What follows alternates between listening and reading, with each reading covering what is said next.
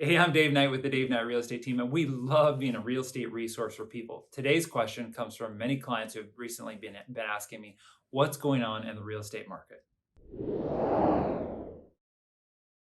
So to help answer that question, I want to give you some data, and I want you to look at what we call the 4% appreciation trend line.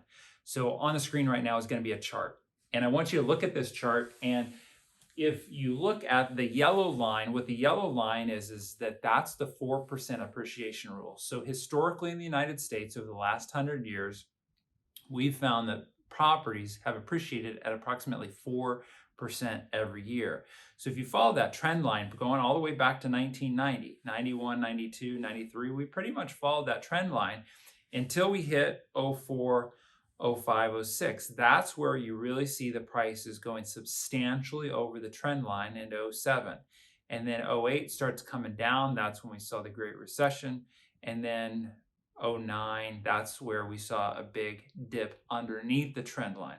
Now look at how long, this is really fascinating, how long it took us to recover. '09, 2010, 2011, 2012, 13, we stay under the trend line all the way up to 2019. We're starting to catch back up.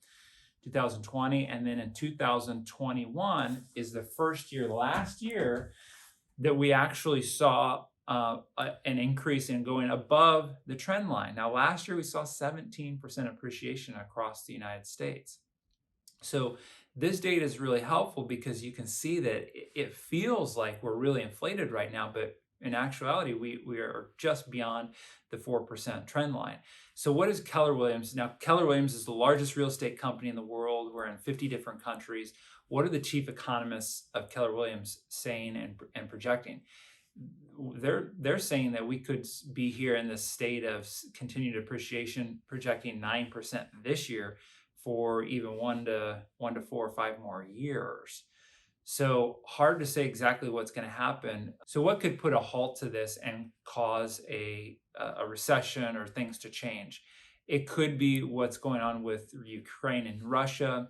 It could be interest rates getting hiked. Sometimes if the Feds will correct those too much or too aggressively, that can cause a slowdown.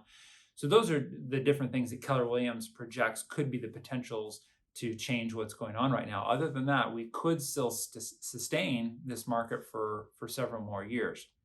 So hopefully this puts the market into perspective, gives you some data to operate off of, and help you understand what we anticipate happening.